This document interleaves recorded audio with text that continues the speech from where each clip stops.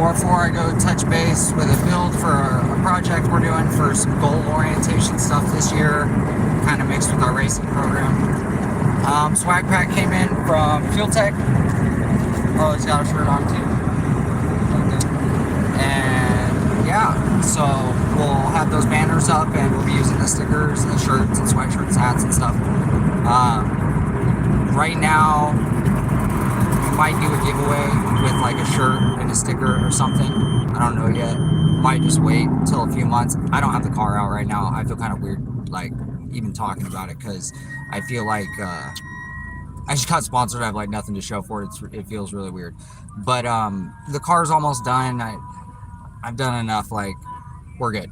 I got it based on what I had done in the direction I'm going, not the car. This isn't a sponsorship for the car. This is a sponsorship for the company and me, which is awesome, right? Like, that kind of means it's for you guys too. Like, you guys will get benefits out of that, because everything that they help me with in some way, shape, or form will lead to help for you, whether it's even just support, like being able to text the guy and be like, hey, I have a question about this, or them being like, hey, we released some new options, we're going to send them to you guys first. You know, we're going to put them for website download, but we're going to email them to you guys, you know, just so, you know, you get like the first response type thing. Just that stuff's even good. But let alone EMS, like, nice FT550 for the car. Yeah, in that. So, once I finish the car, I can step further and show the car and go, hey, I did this on my own dime. Hi, Dad. I love you. I'm going to call Mom. I just have to tell her I'm coming. I'm sure it won't be a big deal. That's why I didn't call her before. I think I just told her, hey, I'm going to, come out there to see you. It's probably going to be tomorrow, just because I have to go to AZ Dyno Chip out there, and I'll do that. But I do want to see you, buddy. I love you very much.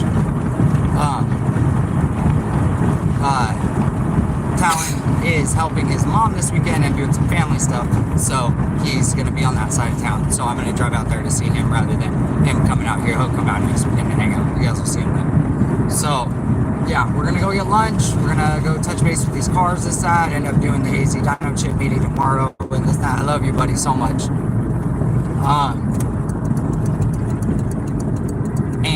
Yeah, we'll just keep going. Other sponsor stuff, I'm kind of just waiting on them to touch base, but we'll receive that stuff when we receive it, and I'll do the releases then. I didn't want to talk about anything until I had stuff in hand, and felt weird already without the car and stuff.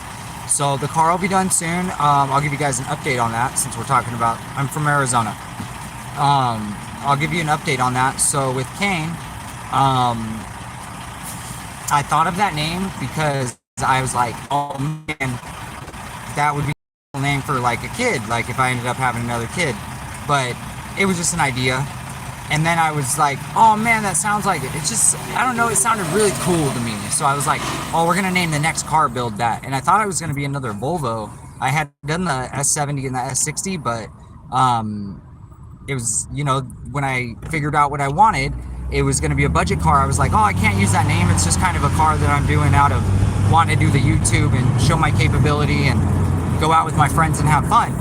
So, and I'll bracket race it or whatever, but it wasn't that car. So I was like, and then I was going to get a RSX instead of just some random car. And I thought, because I'm having a hard time, right? Didn't mind it being automatic, thought that would be fun, little sleeper. Then I was like, man, motors, none of these are going to be big enough.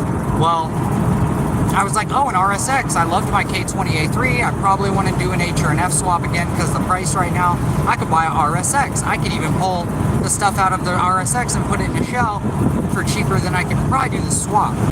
So I was like, I like to change everything when I do a swap, like clutch, flywheel mounts, everything, especially if it's like a stock replacement thing. It was better to build it piece by piece anyways. Well, Dylan called me and he's like, hey man, I got a shell, found this thing, motor for cheap. And then my buddies were like, hey, I have these parts for cheap, or I got this, I'm not using it, you can have it. So it really like fell into place and was like a good thing, So this project, like comeback project, I never let anybody ever work on my cars with me, and I never reused old stuff. I'd get new stuff, or I'd like refurbish it. This time's the same type of thing. I'm just doing it more like budget oriented, so I can show you guys like, hey, like I've had a shop, I've had great things, I've made good money, I've been able to do anything I want with the car, take it to, go to the lathe, the machine shop, metal yard, go to, even if I didn't have something I could use it, is basically what I'm saying. And then I had a shop so the car could be broken. I had a daily. I made money working on cars. I had parts around all the time. I could test stuff, be like, hey, can I use this before we put it on your car? Like, it just makes, it real easy.